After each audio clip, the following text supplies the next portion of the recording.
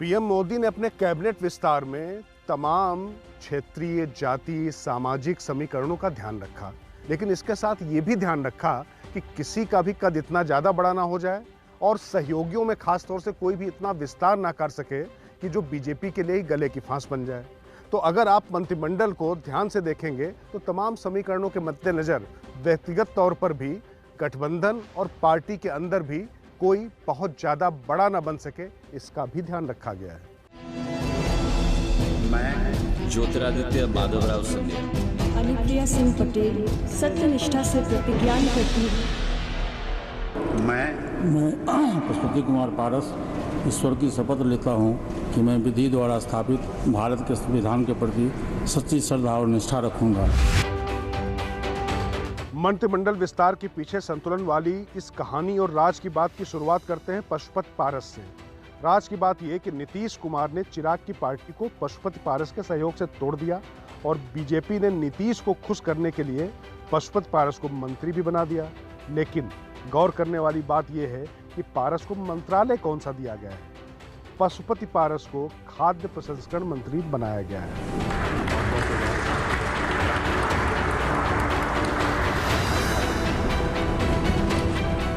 केंद्रीय मंत्री पारस जरूर बन गए, लेकिन अगर उनके विभाग की बात करें तो खाद्य प्रसंस्करण विभाग में ऐसा कुछ भी नहीं है कि जो बिहार को सीधे मदद कर सके या वो अपनी टीम को मजबूत कर सके। मतलब ये कि लोजपा में विद्रोह की लकीर खींचकर उन्होंने अपना पद तो बड़ा कर लिया है, लेकिन राजनीतिक तौर पर वो मंत्रालय के जरिए कद ना बढ़ा पाए, ये भी सुनिश्चित कर दिया गया है। मैं रामचंद्र प्रसाद सिंह ईश्वर की शपथ लेता हूँ कि मैं विधि द्वारा स्थापित भारत के संविधान के प्रति सच्ची श्रद्धा और निष्ठा रखूँगा। दूसरे मंत्री हैं जेडीयू कोटे से आए आरसीपी सिंह। यूं तो जेडीयू अपने लिए 4 मंत्री पद मांग रही थी, लेकिन प्रधानमंत्री ने एक पद ही दिया, पर विभाग काफी भारी भरकम दिया गया। आरसीपी सिंह को इस्पात मंत्री बनाया गया है। देश की अर्थव्यवस्था में इस्पात मंत्रालय की बहुत बड़ी भूमिका होती है।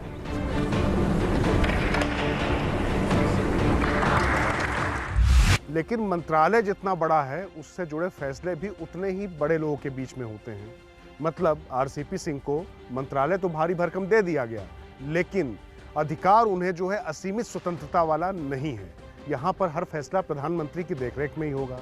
तो इस तरह सहयोगियों का सम्मान तो रख लिया गया, लेकिन बिहार में जेडीयू इस मंत्रालय का कोई फायदा उठा पाए, ऐसा नहीं हो सकेगा। मैं अनुप्रिया सिंह पटेल सत्यनिष्ठा से प्रतिज्ञा करती हूँ कि मैं विधि द्वारा स्थापित भारत के संविधान के प्रति सच्ची श्रद्धा और निष्ठा रखूंगी।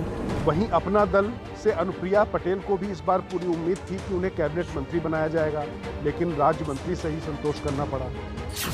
अनुप्रिया पटेल को वाणिज्य एवं उद्योग राज्य मंत्री बनाया गया है।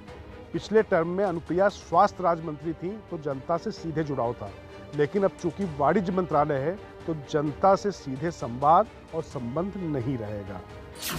ऐसे में जो जनाधार वाला फायदा पहले मिलता था, अब वो बात वाणिज्य और उद्योग मंत्रालय में नहीं रहेगी। यही नहीं, उनसे पहले बीजेपी ने अपने कुर्मी नेता पंकज चौधरी को भी शपथ दिलाई। इसके मायने समझना मुश्किल नहीं है। जो जिम्मेदारी मुझे मिलेगी, जो भी विभाग या जो भी पोर्टफोलियो माननीय प्रधानमंत्री जी उचित समझेंगे, देंगे, मैं उसे समझने का और उसके दायित्व के साथ न्याय करने की पूरी कोशिश करूँ। मंत्री परिषद में भागीदारी के बाद भी हमारी यही कोशिश होगी कि जिस वंचित, पिछड़े, शोषित, दलित, कमजोर समाज के लिए आवाज उठाने का काम अपना दल इतने वर्षों तक करता आया है, हम उसी को आगे बढ़ाएंगे। मैं ज्योतिरादित्य माधवराव सिंधिया ईश्वर की शपथ लेता हूँ। कांग्रेस से आए हैवी वेट ज्योतिरादित्य सिंधिया को भी कद के हिसाब से पद तो दे दिया गया है, लेकिन गौर करने वाली बात यह है कि महाराजा को कंगाल महाराजा थमा दिया गया है। प्रोफाइल तो बहुत बड़ा है, लेकिन सिविल एविएशन सेक्टर में एयर इंडिया की माली हालत क्या है, ये किसी से छिपा नहीं है। यह ऐसा मंत्रालय भी नहीं है कि वे अपनी टीम की मदद कर सकें। मैं नारायण तातुराणी ईश्वर की शपथ लेता हूँ कि मैं विधि द्वारा स्थापित भारत के वहीं शिवसेना से बीजेपी में आए नारायण राणे को एमएसएमई मंत्रालय दिया गया है, जिसकी महाराष्ट्र में अपार संभावनाएं हैं। महाराष्ट्र की एमएसएमई इकाइयों को मदद करके राणे केवल कोंकण ही नहीं बल्कि पूरे सूबे में बीजेपी को मजबूत कर सकते हैं और शिवसेना के लिए एक बड़े झटके का सबब बन सकते हैं। खास बात यह कि राणे को यह मंत्रालय बीजेपी के दिग्गज नितिन गडकरी से हटा कर दिया गया है। मोदी और शाह की जोड़ी ने यह तो पहले ही स्पष्ट कर दिया था कि ये वो एनडीए नहीं है जो अटल अडवाणी के समय में होती थी। एक तो इनकी सीटों की संख्या भी ज़्यादा है और जिस तरीके से एनडीए के सहयोगी दलों ने तमाम बड़े मंत्रालय अपने पास रखकर अपने निजी सियासी हित साधे, वो स्वतंत्रता अब बीजेपी उनको नहीं देने जा रही है। उनका पूरा सम्मान भी होगा, स्थान भी होगा, लेकिन ये स्वतंत्रता सिर्फ मोदी के पास होगी कि वो किसको मंत्रालय देते हैं और राजनीतिक हित साधने की जो एक परंपरा चली आ रही थी उसको यहाँ पर ब्रेक लगा दिया गया है।